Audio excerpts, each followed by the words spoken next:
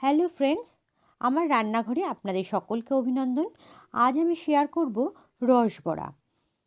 এই রসবড়া করতে আমার কী লেগেছে সেটা আমি শেয়ার করছি। আমি এখানে বিউলির ডাল নিয়ে নিয়েছি। এটাকে আমি সারা রাত ভিজিয়ে রেখেছিলাম। এবার আমি এটাকে মিক্সিতে পেস্ট করে নেব।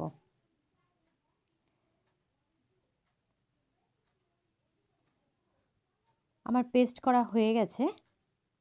এবার আমি একটা বাটিতে ব্যাটারটা ঢেলে নিচ্ছি।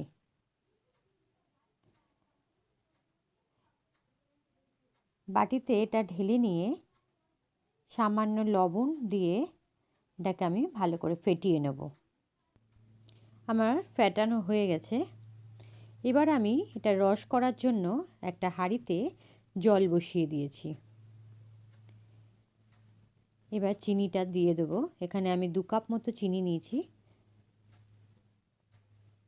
এই রসটা আমার পাতলা হবে, বেশি আমি ঘন করব না। যদি আমি ঘন করি তাহলে বড়ার মধ্যে ঢুকবে না। এবার একটা কড়ার মধ্যে তেল গরম করে রেখেছি। এবার ওই ফ্যাটানো বড়াগুলো আমি এখানে একটা একটা করে দিয়ে দেবো। এইভাবে আস্তে আস্তে একটা করে বড়া দিয়ে দেবেন, যাতে একটার গায়ে আরেকটা না লাগে। তেলটাকে ভালো করে গরম করে তারপর কিন্তু আঁচটা কমিয়ে নিতে হবে।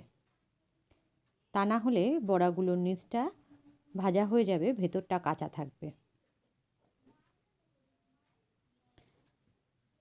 আমার বড়া দেখুন নিচটা হয়ে গেছে। এবার আমি নিজের থেকেই দেখুন উঠে উঠে আসছে। এবার আমি এগুলোকে একটু উল্টে উল্টে দেব।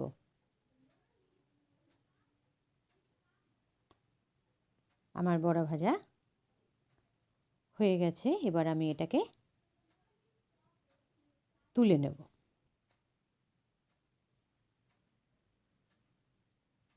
যদি মনে করেন আপনারা আরেকটু লাল করবেন তাহলেও করতে পারেন। আমি একটু লালটা কমই করেছি। এইভাবে আমি সব বড়াগুলোকে ভেজে নেব। এদিকে আমার রসটাও ফুটে উঠেছে। আমি দেখে নেব রসটা কতটা হয়েছে।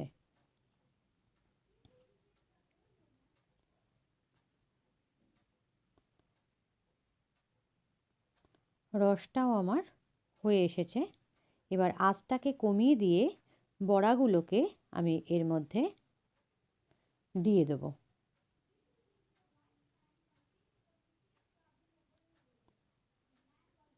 এবার রসের মধ্যে আমি বড়াগুলোকে একটু ফুটতে দেব, তারপর আঁচটাকে বন্ধ করে দেব। আমার রেসিপিটা আপনাদের কেমন লাগলো অবশ্যই কমেন্টসে জানাবেন, লাইক দেবেন, শেয়ার করবেন। আর অবশ্যই বাড়িতে করে আমাকে কমেন্টসে জানাবেন। আর যদি নতুন হয়ে থাকেন তাহলে প্রত্যেকবারের মতো এবারও বলবো সাবস্ক্রাইব করতে কিন্তু ভুলবেন না। আর যারা সাবস্ক্রাইব করেছেন তাদের অসংখ্য ধন্যবাদ। আমি আবার আসবো নতুন কোনো রেসিপি নিয়ে।